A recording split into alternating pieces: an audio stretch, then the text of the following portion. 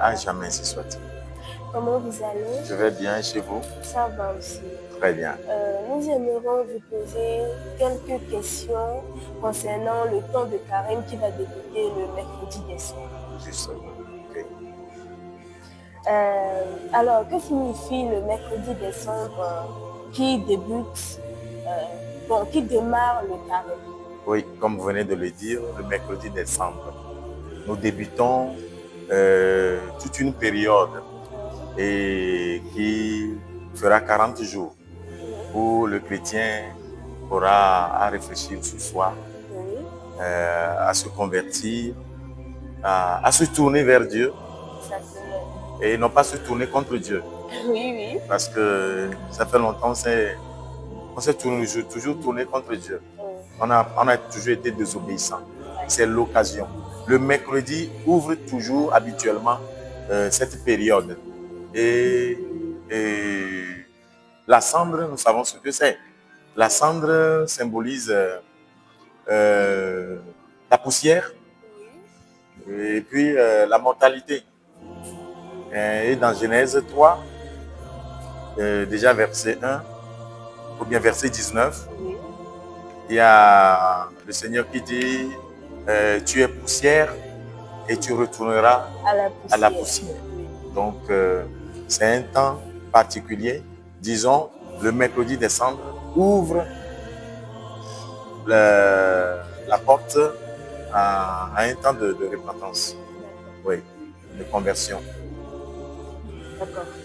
Et si le mercredi des Cendres ouvre un temps de repentance pour préparer la Pâque, alors quelle sera la différence entre le temps de carême que nous allons vivre, ou bien le mercredi des Cendres et puis le jeûne? Oui, belle question. Avant cela, il faut dire que c'est le mercredi sur notre front, on nous marque avec la cendre le signe de croix. Et qui nous rappelle que nous sommes poussière et nous allons retourner à la poussière. D'accord? Nous rappelle qu'il y a la mort qui vient, il faut se convertir tôt. Maintenant, jeûne et carême. Voilà. Disons, le carême, c'est 40 jours. Et c'est institué par l'Église. Puisque dans l'Église, nous avons des temps. Il y a temps de l'Avent, temps de carême, temps de Pâques et temps ordinaire. Voilà, nous avons fait en novembre déjà avec Christ Roi, nous avons débuté le temps de l'Avent. Nous avons fini le temps de l'Avent, nous sommes rentrés dans le temps ordinaire. Et bientôt le temps ordinaire finit et nous allons entamer. Aujourd'hui à l'église, c'est le 6e dimanche du temps ordinaire.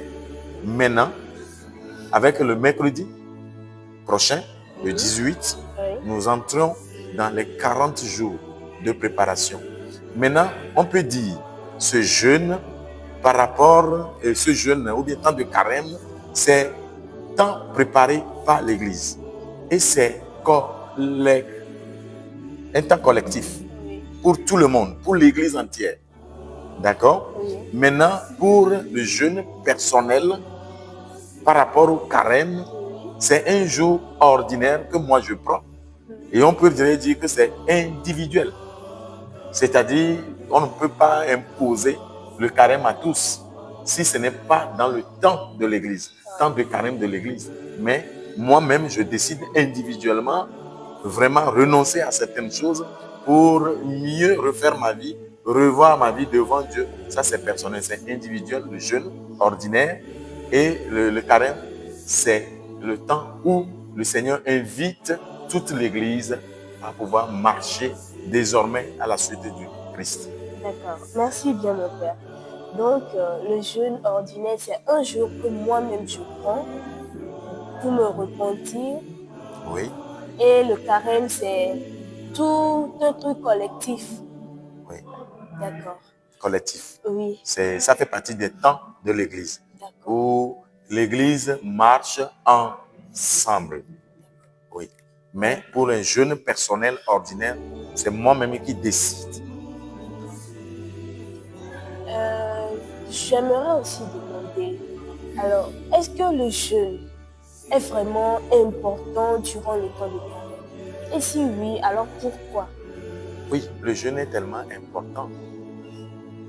Bibliquement, je crois que il y a les gens qui ont, par exemple David, s'il a jeûné face à ses propres péchés. C'est lui qui a enceinté la femme de son subalterne, le soldat, Uri, et alors, après avoir reconnu par le prophète Nathan qu'il a péché, alors il a jeûné. Il a jeûné. Et ça, c'est le chemin de conversion et de repentance. C'est-à-dire se retrouver le chemin du Seigneur, reconnaître que ce qu'on a fait est mauvais, alors revenir vers le Seigneur. Il y a David qui l'a fait. Oui. Et il n'est pas le seul. Ils sont nombreux à jeûner. Et là, peut-être ce qu'on aura à définir, savoir comment jeûner. Ça, cette question, on pourrait jeûner si on ne peut pas tirer des conséquences de ces jeûnes. Par exemple, moi, je ne peux pas jeûner de l'aliment parce que manger pour moi n'est pas... C'est-à-dire, pour moi, l'affaire de manger n'est pas importante. Mais pour tous, c'est qu'on jeûne, on ne mange pas. On ne boit pas. Et on fait du jeûne sec. Et bien, on jeûne avec quelle intention? Pour que le Seigneur m'aide à prospérer dans les biens de ce monde. Je crois que face à cette demande que les apôtres de Jean-Baptiste ont vu, les apôtres de Jésus-Christ ont dit, mais vous et votre maître, vous ne jeûnez jamais. Et Jésus leur a dit, mais quand ils ont l'époux avec eux, pourquoi ils jeûneront? Pourquoi ils vont encore jeûner? Maintenant, c'est de voir comment jeûner. Aujourd'hui, mon jeûne pourrait consister à quoi? À pouvoir m'abstenir des réseaux sociaux. Par exemple, en ce temps de carême, peut-être il s'est fait que je suis tombé dans la paresse, est devenu vice pour moi. Et quand je me réveille, je mange, après je suis sur les réseaux sociaux, uniquement sur les réseaux sociaux. Je ne fais rien, même dormir la nuit, je vais jusqu'à 2h du matin. Il serait mieux, au lieu de me priver la nourriture, ce n'est pas là mon problème. Ce n'est pas se priver la nourriture qui serait non. Mon problème serait que je m'abstienne un peu, je me détache un peu des réseaux sociaux. Voilà l'importance du jeûne et comment jeûner. Ça, comment jeûner aujourd'hui est plus enseigné que de jeûner. Sinon, on va jeûner, mais on ne tirera rien dans notre jeûne. Vous voyez ça? Quelqu'un qui, par exemple, est déjà ulcéreux, il a de l'ulcère. Et il dit, mais tant de carême, on a dit de jeûner, alors moi aussi je vais jeûner. Alors moi je trouve que c'est une manière d'insulter Dieu. Vous n'êtes pas en bonne santé. Si c'est que vous êtes en bonne santé et que vous vous privez de la nourriture, vous avez l'ulcère, vous ne pouvez pas manquer de boire de l'eau. Sinon vous tomberez gravement malade et vous allez mourir. Et là, bêtement, on dirait. Oui, là, il y a de ces personnes. Mais il y a aussi des jeunes. On pourrait dire... on pourrait garder son frère dans le cœur. On ne parle pas avec son frère. Au lieu de faire de jeûne, cette fois-ci, je décide de renouer, de me réconcilier avec ce dernier, quel que soit ce qu'il m'a fait. On laisse tomber et on se prive de nourriture. Je crois que là, Satan aussi le fait. On dira à cette personne que Satan aussi jeûne. Voilà. Oui, dans la Bible, Satan a beaucoup jeûné. Et ses adeptes aussi jeûnent aujourd'hui. Pour le Bokono, un charlatan, avant le lendemain qu'il doit faire ses sacrifices à ses fétiches, il s'abstient souvent de la femme. Il peut avoir plusieurs femmes, il est polygame, mais à cette période, il s'abstient de ne pas aller vers ses femmes pour que ce qu'il aura à administrer comme sacrifice soit accepté par les divinités. Vous comprenez? Oui. Et là, il a les femmes, mais ces jours-là, il s'abstient de femmes. C'est pourquoi je dis, Satan aussi jeûne. Il arrive que Satan aussi jeûne pour pouvoir avoir des grâces. Voilà. D'accord? Oui. Voilà. Donc, le jeûne dans la vie du chrétien est tellement vraiment important. Ça nous permet de se détacher des choses matérielles. Se détacher vraiment des choses matérielles. Parce que tous les jours, on est soucieux de cette vie. On ne réfléchit plus à la parole de Dieu. Ce temps de carême, pour chacun, ceux qui délaissent la parole de Dieu et qui reçoivent et boivent simplement et toujours sur les réseaux sociaux, je crois que j'insiste là-dessus, c'est le moment de ne plus laisser Satan voler notre temps. Exactement. C'est un temps volé par Satan. Mais revenir vraiment à la source, boire la source, prendre sur soi. Le jeûne de quelqu'un pourrait consister, ce temps de carême, à ne pas manquer au moins une messe les dimanches, mais peut-être pas dévotion, les messes de la semaine, prendre sur soi dans ce temps de carême. Je ferai un effort d'être à la messe, à part le dimanche, d'être à la messe les mardis et les jeudis. C'est un exemple.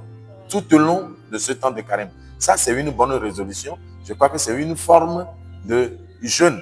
On pourrait en citer, hein? Il y en a tellement dans notre vie. Donc, c'est un détachement des choses matérielles et de chercher à se rapprocher de Dieu, vraiment, et à réfléchir à sa propre vie, sa vie spirituelle. Vous savez très bien que notre monde est gagné par le bruit. C'est l'occasion aussi de se détacher un peu. Peut-être organiser des retraites, peut-être chez les sœurs, ou bien je ne sais pas où, là où il y a moins du bruit. Vous savez, autour de nous, il y a toujours bruit. Au-dedans de nous, il y a du bruit. Avec nos portables, là, l'homme vit tellement dans le bruit. À tel point qu'aujourd'hui, les célébrations eucharistiques des chrétiens catholiques ne plaisent plus. Même aux chrétiens catholiques, même aux fidèles. Parce qu'on est habitué tellement au bruit que quand ça ne fait pas du bruit à l'église, on ne se sent pas à l'aise. On veut finir vite la messe pour partir. Et là où il y a du bruit, on s'y plaît. Je crois que c'est l'occasion de se mettre à l'écart et réfléchir sur sa vie, revoir sa relation avec le Christ. Voilà, c'est tellement important, ce temps de grâce que l'Église nous accorde. Voilà. Il peut y avoir d'autres questions? Non, je crois que c'est bon. Merci. Alors, chers frères et sœurs, le jeûne, ce n'est pas seulement l'abstinence de nourriture, c'est aussi un temps qui nous permet de revoir notre routine quotidienne, de nous détacher des plaisirs matériels et de renforcer notre foi. Alors, rejoignez-nous et ensemble, vivons un carême plein de dévotion et d'attachement à Dieu.